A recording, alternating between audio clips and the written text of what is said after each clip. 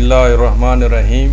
قیادت سازی، دعات میں قیادت سازی کیسے ہو، نوجوانوں میں قیادت سازی کیسے ہو اور بچوں میں قیادت سازی کیسے ہو۔ شریعت کی روشنی میں اور دعوت کے تناظر میں قیادت سازی کے مراحل ہیں۔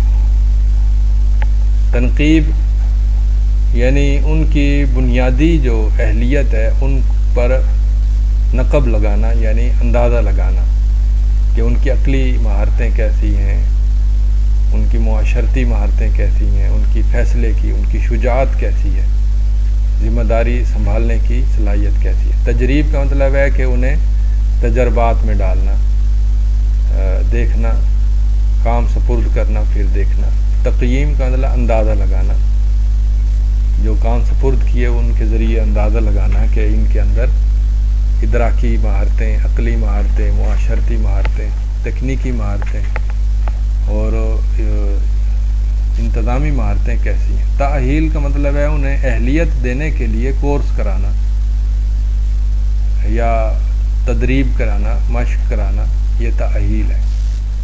جب یہ غیر رسمی طور پر یہ 4 مراحل جب ہو جائیں گے تو پھر انہیں ذمہ داری دیں گے۔ تکلیف، ذمہ داری دینا، ذمہ داری میں بھی پھر وہ غلطیاں کرے گا اور ان غلطیوں کو برداشت کریں گے اور آخر کار پھر تمکین حاصل ہوگی کہ وہ پورا باصلاحیت انسان بن جائے گا۔ تو غیر معمولی قائد کی تیاری پر صبر کیا جاتا ہے، اور بعض اوقات غیر معمولی قائد جو ہے وہ سالوں بعد، دہائیوں کے بعد پیدا ہوتے ہیں، اور بعض اوقات صدی گزر جاتی ہے اور کوئی بڑا قائد پیدا ہوتا ہے۔ چھوٹے قائد یعنی محلے کی سطح پر، ادارے کی سطح پر، شہر کی سطح پر چھوٹے قائد ہوتے ہیں، اور وہ ان کو بھی ٹریننگ دیں تو وہ بہتر سے بہتر ہو سکتے ہیں۔ اور اگر تحریک بہت اچھی ہو، دینی تحریک بہت اچھی ہو، تو ایک پوری جماعت تیار ہوتی رہتی ہے جو ہر ایک ہی ان میں قائد ہوتا ہے۔ جیسے صحابہ کرام تھے کہ پہلی 1 صدی میں، 2-3 صدیوں میں قیادت کی کمی نہیں تھی، ہر شخص ہی بہترین قائد ہوتا تھا، اور وہ صحابہ کرام نے معاشروں کو تبدیل کیا، ادارے قائم کیے، پورا تہذیب اور تمدن کو بدلا انہوں نے۔ کیسر و کسریٰ کی طریقوں کے مقابلے میں نئے طریقے لائے، نظام قضاء، نظام دفتری نظام اور نظام جہاد اور پھر امر بالمعروف کا نظام، یہ سارے انہوں نے قائم کیے، اور ان صحابہ کے اندر قیادت بہت زبردست تھی اور قائدین کی تعداد بہت بڑی تھی۔ ادارت اور دعوت کا آپس میں تعلق ہوتا ہے۔ جیسے دعوتی اجتماع قائم کرنا یہ ادارت ہے، جگہ کون سی ہو، وقت کون سا ہو، ایجنڈا کیا ہو، وقت کی پابندی کیسے کرائی جائے، پیسے کتنے خرچ ہوں گے، دعوت کا موضوع کیا ہو، ملاقاتیں، تربیتی نشست کرنا، دعوتی وفد قائم کر کے ملنے جانا، تبلیغی کیمپ قائم کرنا، یہ بھی ادارت سے متعلق ہے۔ رفاہی کام ہوتے ہیں جیسے عیادت کرنا، جنازے میں شرکت، تکالیف میں کام آنا، یہ بھی ادارت کے ساتھ تعلق رکھتے ہیں اگر بڑے پیمانے پر ہوں۔ بڑے پروگرام جیسے جلسے عام منعقد کرنا، کارنر میٹنگ یعنی چھوٹے جلسے منعقد کرنا، پکنک، یہ بھی ایک بڑا پروگرام ہوتا ہے اور اس کی بھی ادارتی ذمہ داریاں ہوتی ہیں۔ عید ملن پارٹی، ادبی پروگرام، اہل خانہ کو دروس، خصوصی پروگرام جیسے قرآن فہمی کلاس، قرآن ناظرہ کلاس، تجوید کلاس، یہ کلاس قائم کرنا چھوٹے پیمانے پر یا بڑے پیمانے پر، بہرحال یہ بھی ادارتی ایک کام ہوتا ہے۔ نوجوانوں میں قیادت سازی کے 10 امور ہیں، 10 نکات ہیں اگر نوجوانوں کو قائد بنانا ہے۔ سب سے پہلے تو عقیدہ اور اخلاق کی نشو و نما ہے، ایمان، تزکیہ، ادب آداب یعنی ایٹیکیٹس، مقصد حیات کی معرفت، اسلامی اقدار اور مادی تعصبات کا فرق بتانا، یہ پہلے نمبر پر ہے۔ پھر عقلی نشو و نما ہے، یعنی تاریخ کا علم، حالات حاضرہ کا علم، تفکر کے اصول و قواعد بتائیں، تبدیلی کا منہج بتائیں، کامیابی کے قواعد بتائیں، قیادت ہوتی کیا ہے اس کا مفہوم بتائیں، فکر انسانی یعنی انسانی فکر کیسے کیسے پروان چڑھتی ہے، کن مراحل سے گزرتی ہے، یہ بتانا، بغیر غور و فکر کوئی رائے قبول نہ کی جائے، اس کی عادت بنانا اور عادتیں تشکیل دینا کہ کوئی بھی بغیر غور و فکر کسی کی رائے قبول نہ کرے جب تک کہ وہ اس کو سمجھ نہ لے۔ تیسری چیز ادارت ذات ہے، یعنی ذاتی زندگی کی تنظیم، اہداف اور خطہ، جداول، ضبط نفس، شخصی مہارتیں، توازن جسم، عقل، جذبات میں، اہداف قریب اور اہداف بعید کی تکمیل۔ اسی طرح تعلیمی اہداف ہیں۔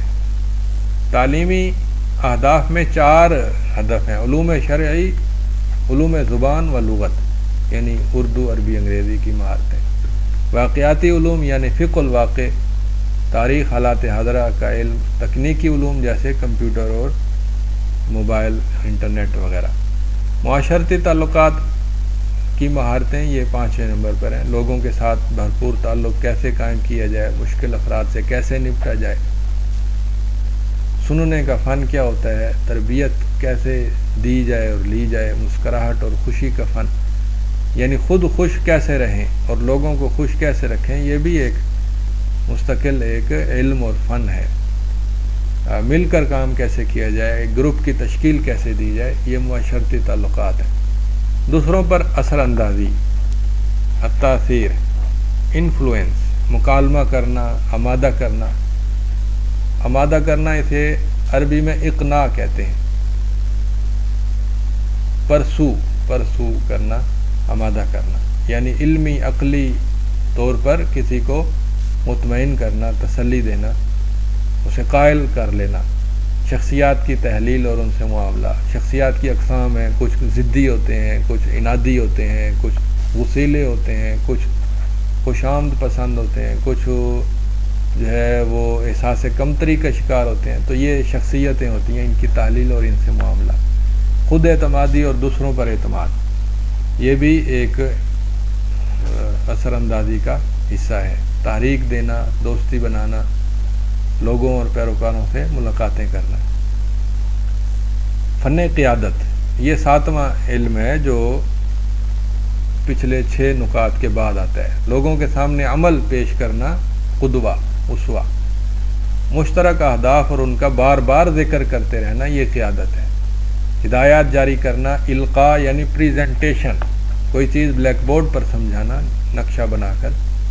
نقد قبول کرنا، کریٹیسائز اگر ہو قیادت پر تو وہ اسے کھلے دل سے قبول کرے اور جواب دے، واقعات کی تحلیل کرے، مستقبل کی نشاندہی کرے اور اسوہ حسنہ پیش کرے۔ جب مشورہ ہو جائے اور فیصلہ ہو جائے تو اس میں پھر تردد نہیں ہونا چاہیے۔ جدید میدان تلاش کرے اپنے کام کے لیے اور طریقہ کار تلاش کرے نئے، یہ فن قیادت ہے۔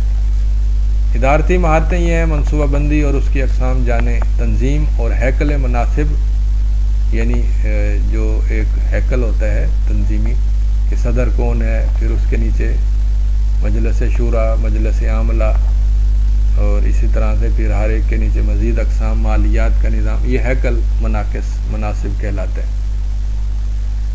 قراردادیں یعنی متفقہ فیصلے منظور کرنا، کرانا، میٹنگ کرنا، نمایاں خدمات جس کی ہوں اس کو ترجیح دینا، مذاکرہ کرنا، کام سپرد کرنا، نگرانی کرنا، مطابقت یعنی نگرانی اور پھر اس کے بعد جواب طلبی یا فیڈ بیک، مشکلات اور اختلافات کی ادارت یعنی ان کو حل کرنے کی کوشش۔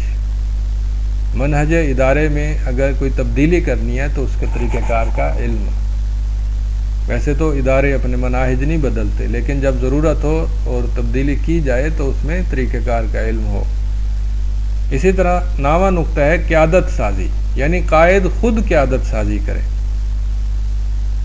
پہلے 6 نقطے تھے جو ذاتی زندگی کے نظم و ضبط پر تھے۔ 7واں قیادت کا فن سیکھنا، 8واں ادارت کا فن سیکھنا، اور 9واں یہ ہے کہ قائد خود قیادت تیار کرے۔ اس میں یہ ہے کہ لوگوں سے مکالمہ کریں اور ان سے باتیں کریں اور انہیں شریک کریں ذمہ داریوں میں، تجربات میں، مستقبل کو دیکھنے میں، لائے عمل تیار کرنے میں، مناقشے میں انہیں شریک کریں لوگوں کو، تاکہ ان کی صلاحیتوں کی نشو و نما ہو اور افراد ایک دوسرے کے ساتھ مل کر ایک دوسرے کی تکمیل کریں، ان کے سامنے نمونہ اور قدوہ ہو، تدریب اور تعلیم ہو، مسلسل اصلاح اور رہنمائی ہو، تاکہ وہ خود قائد بن سکیں کسی نہ کسی درجے کے مطابق۔ قیادت کی اقسام ہوتی ہیں جو حسب مزاج اور حسب اہلیت ہوتی ہیں۔ اہداف کی تکمیل میں مدد دینی چاہیے، اخلاقی قیادت پیدا کرنی چاہیے، لوگ اندھا دھند عمل نہ کریں بلکہ بات پر غور بھی کریں، اچھی کام کی حوصلہ افزائی کریں اور برے کام کو روکنے کی کوشش کریں۔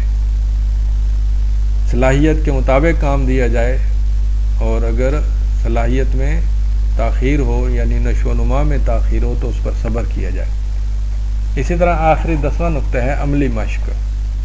علماء سے ملا جائے، ماہرین سے ملا جائے، جلسوں میں شریک ہونا، قیادت کے مذاکرے کا سماع کرنا، بیرونی سفر اور انسانی تہذیبوں کا تعارف حاصل کرنا، دوسرے صوبوں میں جانا، دوسرے شہروں میں، ملکوں میں جانا، یہ بھی بہترین تجربات ہوتے ہیں۔ دوسروں سے تعاون کا پروجیکٹ کہ ہم یہ کر سکتے ہیں، آپ یہ کر سکتے ہیں، ہم مل کر یہ پروجیکٹ کر سکتے ہیں۔ نوجوانوں کی قیادت کا پروجیکٹ ایک ہو، ایک اہم کاپی یا کتاب کی تالیف کی جائے، اعلیٰ قیادت سے صحبت اختیار کر کے ان سے کچھ سیکھا جائے، مسلسل تعلم ہو، اخبار و رسائل کا مطالعہ کیا جائے۔ یہ نوجوانوں کی قیادت کے 10 نکات تھے۔ عقیدہ اور اخلاق، عقلی نشو و نما، ادارت ذات، تعلیمی اہداف، معاشرتی تعلقات، دوسروں پر اثر اندازی، فن قیادت، ادارت، قیادت سازی اور عملی مشق۔ آخری نقطہ ہے بچوں میں اوصاف ادارت پیدا کرنا۔ بچے چھوٹے سے چھوٹے کیوں نہ ہوں، انہیں بتائیں کہ اہداف مقرر کرنے چاہیے۔ مثلا میں نے کلاس میں پوزیشن لینی ہے یا نہیں لینی ہے تو پہلی لینی ہے، دوسری، تیسری، چوتھی، پانچویں، کوئی نہ کوئی پوزیشن لینی ہے، تو اہداف مقرر کرنا سکھائیں۔ مخصوص کتاب میں زیادہ نمبر کیسے حاصل ہوں گے، یہ ہدف مقرر کرنا سکھائیں۔ غیر نصابی سرگرمیوں کی انہیں تلقین کریں اور کوشش دلائیں، کیونکہ صرف تعلیم کافی نہیں ہوتی، جیسے کراٹے کلاس، ویب سائٹ کوئی ہلکی پھلکی سی بنانا یا کوئی اور چیز بنانا۔ تربیتی اہداف دیں، مثلا کہنا کہ اس ہفتے آپ نے ایک دفعہ بھی غصہ نہیں کرنا، یا اس پورے دن میں ایک دفعہ بھی غصہ نہیں کرنا۔ وزن میں کمی، اگر بچے کا وزن زیادہ ہو تو اسے ہدف دیں۔ نماز کی پابندی کا ہدف دیں۔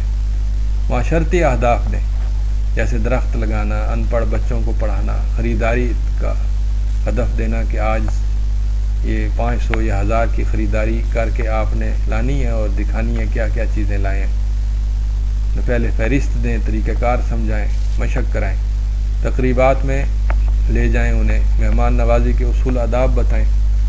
خاندانی اہداف دیں، جیسے دادا دادی سے ہفتے میں ایک دن فون کر کے بات چیت کرنی ہے، گھر کے کام میں معاونت کرنی ہے۔ خاندانی ہدف دیں۔ اسکرین ٹائم کا ہدف دیں کہ موبائل کمپیوٹر کو اتنا وقت دیکھنا ہے، اس سے زیادہ نہیں دیکھنا۔ ٹائم مینجمنٹ سکھائیں کہ پڑھائی کے وقت میں پڑھائی، کھیل کے وقت میں کھیل، دیگر مشاغل کے لیے مقرر وقت ہو۔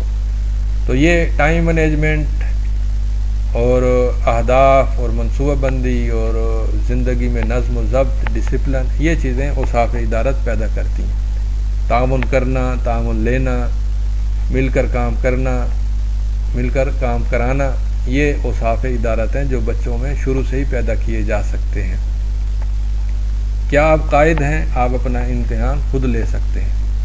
آپ دیکھیں آپ کے اندر کتنی صلاحیتیں ہیں، میل جول کی صلاحیتیں، ادراک کی صلاحیتیں، عقلی مہارتیں، قربانی کا جذبہ، ذہنی ارتکاز کتنا ہے، مشکلات میں گھبرا جاتے ہیں یا حل کرنے کے لیے منصوبہ بندی کرتے ہیں، تعلقات کیسے قائم کرتے ہیں، لوگوں کے دل جیتتے ہیں یا وقتی طور پر اپنا موقف جیت جاتے ہیں، خطا مانتے ہیں یا خطا نہیں مانتے، آپ کی قوت جبر والی ہے یا انعامات اور پیسوں کے زور پر ہے، یا شرعی اور قانونی ہے، یا فنی ہے، یا یہ کہ آپ کے اندر عجب بہت زیادہ ہے کہ آپ دوسروں کو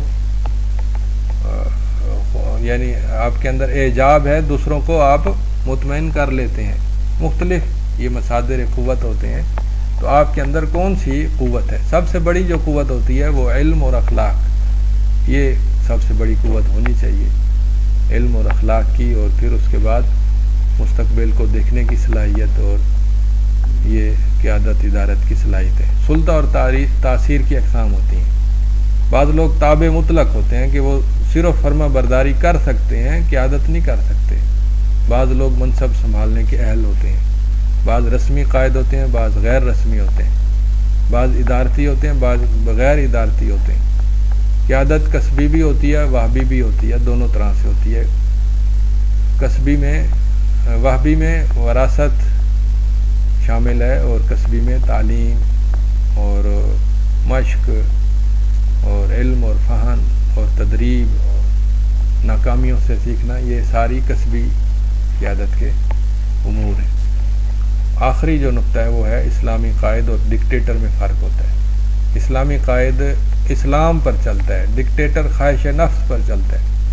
اسلامی قائد دلیل دیتا ہے، بات منواتا ہے ترغیب اور ترہیب کے ساتھ، یعنی قرآن اور حدیث کے ذریعے بات منواتا ہے. ڈکٹیٹر جو ہے وہ اپنے زور زبردستی سے بات منواتا ہے، جبراً کام کراتا ہے. تو یہ آپ دیکھیں کہ آپ اسلامی قائد ہیں یا ڈکٹیٹر ہیں. اور ایک وہ ہوتا ہے جو ڈیموکریٹک قائد ہوتا ہے، کہ جو لوگوں کی خواہشات پر چلتا ہے اور ان کے پیچھے معصیت اور نافرمانیوں میں بھی ان کے پیچھے چل پڑتا ہے تاکہ لوگ خوش رہیں اور مطمئن رہیں. تو یہ تھا آخری موضوع قیادت سازی. اس کے بعد ایک اور ویڈیو ہے کہ قیادت کی اقسام کون کون سی ہیں، وہ ذرا زیادہ مشکل اور پیچیدہ ہے، اس کو بعد میں کسی وقت کریں گے. السلام علیکم ورحمۃ اللہ وبرکاتہ.